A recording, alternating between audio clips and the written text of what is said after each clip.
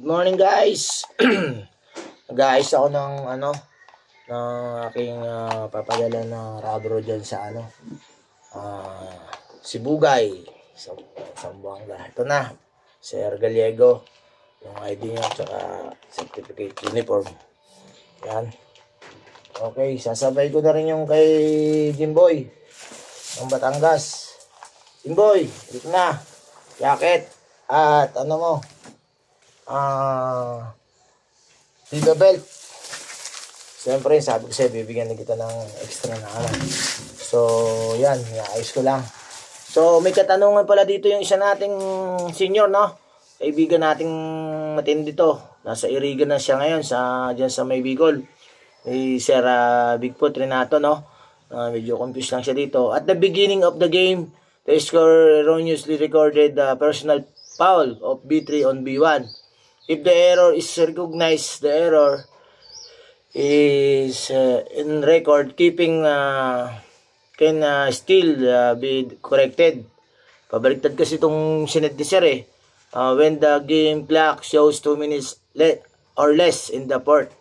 Okay, mga ganyan mga kapitos, Sir, meron tayo dyan makikita doon sa Article 44 na yan, nakalagay nga sa taas, 44 4.7, scorekeeping errors na po yan So, yan, nakalagay dyan, bullet number 2, failing to record or erroneously recording a foul against the wrong player, head coach, or team. So, malinaw naman dyan nakalagay, pwede siyang, i-correct, no? Yan ay sa mga scorekeeping errors na siya. Sundan natin dun sa 44 3.1, no? Nakalagay dyan sa general procedures na correctable error category 1 po yan, 43 3.1. Yan, nalagay ko na rin sa taas.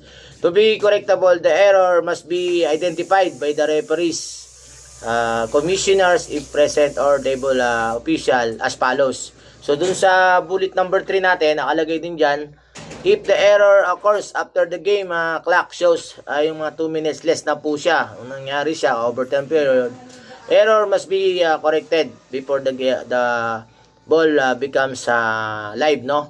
So after the first time the referee have stopped the game for any reason following the error. So mga kapitos, malinaw naman po, Sir Bigfoot, Sir Renato, pwede po siyang i-correct according dun sa ating general procedures. Sensya na kayo, medyo na-ubo. So para sa kalaman po ng lahat, kahit na po siya ay sa umpisa hindi nyo na-discover, na-recognize siya dun sa fourth quarter o na overtime period ng 2 minutes less, pwede pa rin po according dun sa general procedure po natin.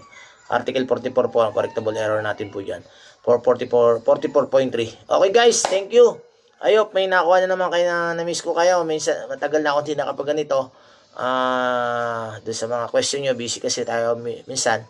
So, I hope may nakuha na kayo bagong tip doon sa correctable error ni Sir Bigfoot. Thank you guys. Ingat ka palagi, Sir, dyan sa Bicol.